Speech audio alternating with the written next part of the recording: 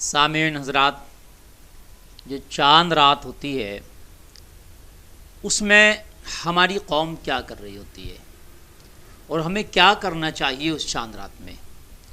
اصل میں جو چاند رات ہے اس کو لیلۃ الجائزہ بھی کہا جاتا ہے۔ اس میں آیا کیا چاند دیکھنے کے بعد ایک دوسرے کو مبارکباد بھی دے سکتے ہیں؟ تو ہاں، یہ تو صحیح ہے کہ چاند دیکھا اور اگر آپ کو چاند نظر آیا تو آپ چاند دیکھ کر کے آپ اللہ کا شکر ادا کریں، دعا پڑھیں، اور اس کے بعد میں کسی اپنے دوست کو، رشتہ دار کو آپ اس کی مبارکباد بھی دے سکتے ہیں، بھئی عید کا چاند آپ کو مبارک ہو یا عید مبارک ہو۔ لیکن اب آیا بہت سے لوگ اس رات میں کیا کرتے ہیں کہ بائکیں گھمانا اور بہت زیادہ بازاروں میں جا کر کے شاپنگ کرنا، اور دیکھنے میں آتا ہے جو سیلون ہوتے ہیں، بال کٹنگ کی دکانیں پوری رات کھلی رہتی ہیں، پوری رات ہمارے نوجوان جا کے بلیچنگ کرا رہے ہوتے ہیں، شیونگ کرا رہے ہوتے ہیں، بال کٹا رہے ہوتے ہیں اور بالوں کو مہندیاں لگوا رہے ہوتے ہیں، ڈائیاں کرا رہے ہوتے ہیں۔ سامعین حضرات، یہ رات اس لیے نہیں تھی۔ میرے عزیز، اس بات کو میں آپ تک پیش کر رہا ہوں، ہو سکتا ہے کسی میرے بھائی کو یہ کڑوی بھی لگے۔ یہ رات، یہ ڈائیاں لگوانے کی رات، پوری رات شیونگ کرانے کی رات، بال کٹانے کی رات، یہ نہیں تھی۔ یہ رات تھی اللہ کی عبادت کرتے اور رب کی بارگاہ میں یہ دعا کرتے، مولا کہ ہم نے رمضان شریف کا پورا مہینے کا روزہ رکھا ہے، یا اللہ اب رمضان کا مہینہ ہم سے ودا ہو گیا ہے، یا اللہ ہماری اس عبادت کو قبول فرما لے، یا اللہ جو ہمارا باقی کا سال ہے وہ بخیر و عافیت کے گزرے، ایسا کرم کر دے، یا اللہ پھر بخیر و عافیت کے اگلا رمضان ہمیں ملے۔ یہ دعا کرتے، قرآن کی تلاوت ہوتی، پھر اللہ اس میں نوازتا ہے، نوازنے کی رات ہے، پھر اللہ اپنے جو ہے شان کے مطابق تمہیں نوازتا۔ آپ نہیں دیکھتے ہو کہ گھروں کے اندر بھائی بہنوں کو عیدیاں دیتے ہیں اور دوستوں کو، ایک دوسرے کو عیدیاں دی جاتی ہیں، تو یہ خوشی ہوتی ہے کہ بھئی رمضان شریف گزرا، عید کا موقع آیا، تو پھر وہ عیدیاں دیتے ہیں، لوگ تحائف دیتے ہیں، گفٹ دیتے ہیں۔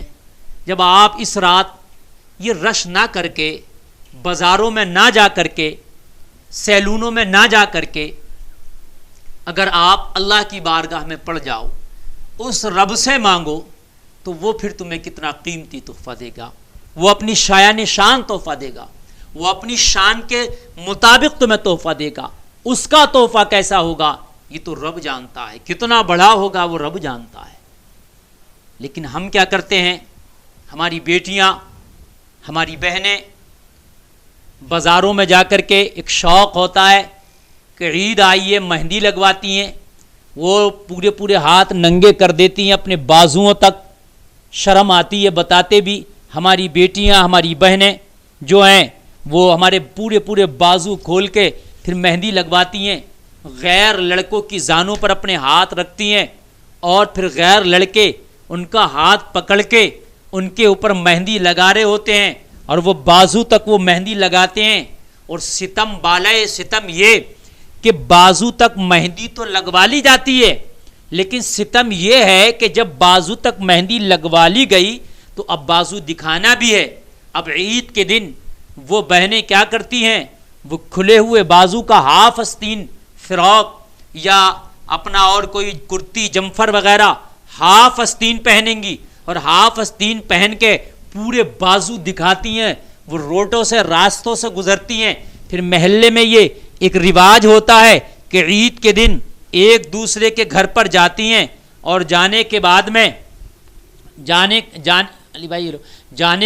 میں جو ہے وہ ایک دوسرے کو اپنے کپڑے دکھاتی ہیں، تو کہیں نہ کہیں پھر وہ مہندی بھی ان کو دکھانا پڑتی ہے۔ تو ستم بالائے ستم یہ، ایک تو غیر مردوں سے مہندی لگوائی، غیر مردوں کے جو ہے جا کر کے ہاتھ دکھائے، ان سے ہاتھ پکڑوائے، اور اس کے بعد میں پھر وہ اپنے بازو جا کر کے محلے میں دکھاتی ہیں، کیونکہ وہ مہندی لگی ہوتی ہے ان کے ہاتھ اور بازوؤں تک۔ اللہ اکبر! یہ بے پردگی کا ایک نیا رواج چلا ہے، یہ بے پردگی کا ایک اعلیٰ معیار ہے، اللہ اکبر باز آئیں اس سے باز آئیں۔ یہ رات مہندی لگوانے کی رات نہ تھی، یہ رات سیلون میں جا کر کے بلیچنگ کرانے یا ڈائیاں کرانے کی رات نہ تھی۔ عید میں آپ کیا دکھانا چاہتے ہو؟ عید میں اپنے رب کو مناؤ، عید میں اپنے رب کو راضی کرو، عید میں آپ اپنے رب سے مانگو۔ کیوں کہ عید کے طور پہ تم کسی کو تحفہ دیتے ہو، اگر تمہیں عید کے طور پر تمہارے رب کی جانب سے اگر تمہیں عیدی کے طور پہ کوئی تحفہ مل گیا تو پھر وہ اس کی شایع نشان ہوگا۔ سامعین حضرات، تو عید میں یہ ہرگز نہ کریں۔ بازاروں سے آپ اگر جائیں، کسی کام سے، کوئی ضروری کام سے جانا ہے تو بازار میں جائیں اور جلدی واپس آ جائیں بازار سے۔ ایسے ہی حکم ہے کہ مسجد میں جائیں تو مسجد میں سے دیر سے نکلیں۔ بازار کا حکم ہے کہ بازار سے جلدی نکلیں، مسجد کا حکم ہے کہ مسجد میں دیر سے نکلیں۔ لیکن ہمارے یہاں تو الٹا ہوتا ہے، بازار میں ہم جا رہے ہوتے ہیں، کسی دوست کے ساتھ بھی چلے جائیں، ہمیں کوئی شاپنگ نہیں کرنا ہوتی ہے تو دوستوں کے ساتھ بھی ہم گھنٹوں بازاروں میں صرف کر دیتے ہیں، گھنٹوں ہم بازاروں میں اپنا خرچ کر دیتے ہیں۔ لیکن وہیں اگر مسجد میں چلے گئے تو پھر مسجد میں ہمیں دعا بھی امام کے ساتھ ہم دعا میں شامل نہیں ہو پاتے۔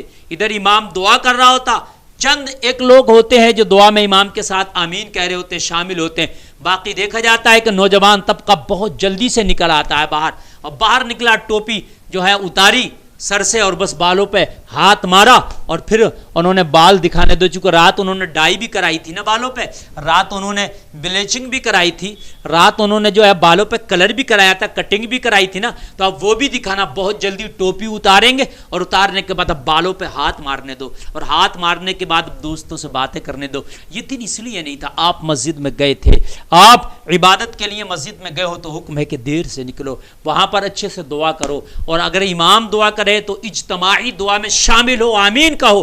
پتہ نہیں کس نیک بندے کی آمین کی وجہ سے تیری دعا بھی قبول ہو جائے۔ ہو سکتا ہے مسجد میں کتنے نیک بندے بھی نماز پڑھنے کے لیے گئے ہوں، جب امام دعا کرتا ہے سارے لوگ پیچھے آمین کہتے ہیں تو اس میں وہ نیک بھی آمین کہتا ہوگا، اس نیک کے صدقے میں گنہگاروں کی بھی دعا قبول ہو جاتی ہے۔ او بندو، اپنے رب کو کب مناؤ گے، اپنے رب کو کب راضی کرو گے؟ یہی موقع ہوتے ہیں۔ تو یہ عید کا دن بازاروں میں جا کر کے یہ ہے، وہاں پر بے پردہ لڑکیوں کو دیکھنے کا دن نہیں ہوتا ہے، بازاروں میں جا کے اپنی بائک چلانے کا دن نہیں ہوتا ہے، یہ ڈائیاں کرانے کا دن نہیں ہوتا ہے، پوری رات سیلونوں میں پڑے رہنے کا جو ہے یہ رات نہیں ہوتی ہے۔ میرے عزیز، اس رات کو اپنے رب کی بارگاہ میں گڑ گڑاؤ، عبادت کرو، دعا کرو، اپنے رب سے مانگو، جو روزے آپ نے رکھے، عبادت کیے، اللہ اسے قبول کرے، یہ دعا کرو، اور جو ہے آپ آنے والے رمضان شریف کے روزے بخیر و عافیت کے آپ کو ملے، یہ دعا کرو، آنے والا سال آپ کے لیے اچھا گزرے، یہ دعا کرو۔ یہ آپ کو کرنا چاہیے اس عید میں۔ اللہ تعالی ہمیں سب خرافاتوں سے بچنے کی توفیق عطا فرمائے۔